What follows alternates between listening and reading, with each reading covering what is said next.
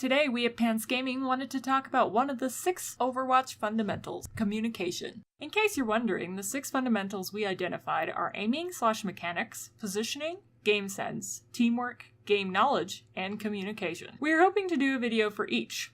Anyway, let's get started. Why is communication so important? Isn't this game about beating the other team? Well, yes, and that's exactly why communication is so important. You're playing with 5 other people, all with different roles and abilities. Coordinating who is going where, who's engaging what, and who has ults will win you that game over a team full of lone wolves. So let's talk about what is good communication versus bad. Some people say any communication is good communication. Well, I say that's wrong.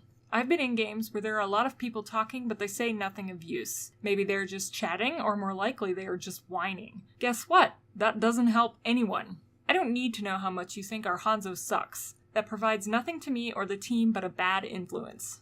Keep that up and everyone gets bogged down in it, and you lose the game. Communication is as much working with your team as it is preventing bad morale. Say you have a teammate not pulling their weight, or getting hard countered. How do you communicate that without upsetting them?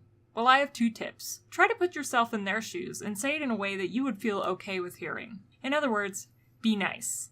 Second, try I statements. You know, those things they told you to use in elementary school? When you talk with someone and constantly say stuff like, you need to switch, you aren't doing well, or you suck, those all sound like an attack on the person you are trying to get to switch. Attacks put a person on the defensive and are likely to achieve the opposite effect of what you want. Instead, say something like, I think it would help the team if you tried a different character, or I feel like Reaper might be a better pick because. Now, some people are going to get defensive no matter what, but you have a better chance if you're not outright attacking them.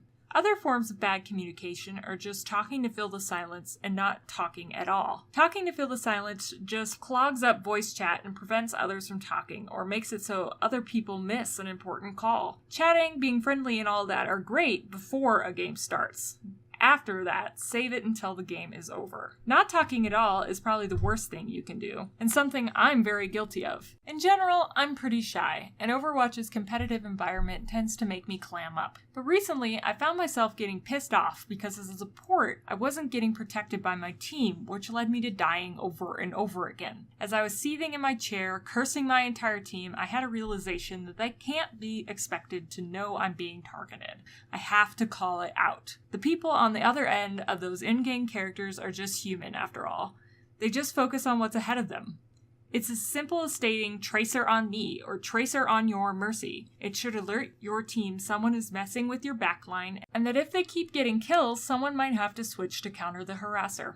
Next, I wanted to hand it over to Dragon Pants. In most, actually all of our competitive games, he ends up being the shot caller and team leader. He'll talk about what to shot call and how to lead effectively and remain positive. So with those fundamentals in mind, we're going to call out a few specific things that can really help your team. When the fights first start and the enemy team is coming out of the gate, start calling what you see. It doesn't matter if it's relevant to the team or if it's extremely helpful. Knowing up front what you're about to face helps in the back of your mind because you know you're not looking and worrying about what's coming. You're already preparing plans to get them killed.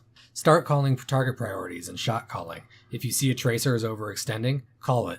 If you see a Rhine shield's about to break, say punish that Rhine shield and finish him off. Alert enemy positions at all times, especially when they're coming behind your team. The enemy team is trying to flank, they're trying to get behind you, and they want to murder you. So letting your team know that they're coming really saves you in the long run. Additionally, call your friendly positions. If you see your tank is out of position, tell them to back up a little bit. If you see that your DPS overextending, tell them to get back and group up. Get used to spamming group up, because the more a team is cohesive and together, the better you're going to be able to defend or attack as a team. Also, call enemy ults out. If you see an ult is used or an ult is about to come back up based off how long the enemy has gone without using it, start letting your team know to be prepared. A quick Rhine has shatter will save your team a ton of headache when that Rhine is positioning to try and throw that out. If Zarya is about to ult, you know it. She positions herself in front. It's been a while since she's done it. Let your team know and have them spread out. Keeping in mind what the enemy's doing, what they're trying to do, and how they're starting to position themselves really makes a big difference. Finally, I want to discuss how to lead even when things aren't going well. When it comes down to it, it's the same. It really doesn't matter if you're losing, winning,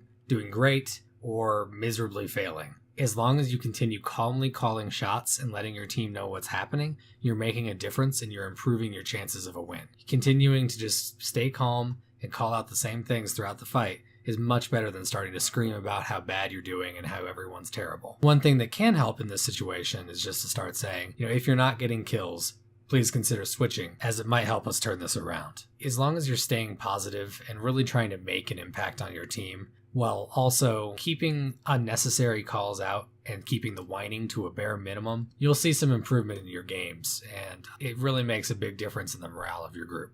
Thanks for watching, and remember to like and subscribe if you enjoy our content.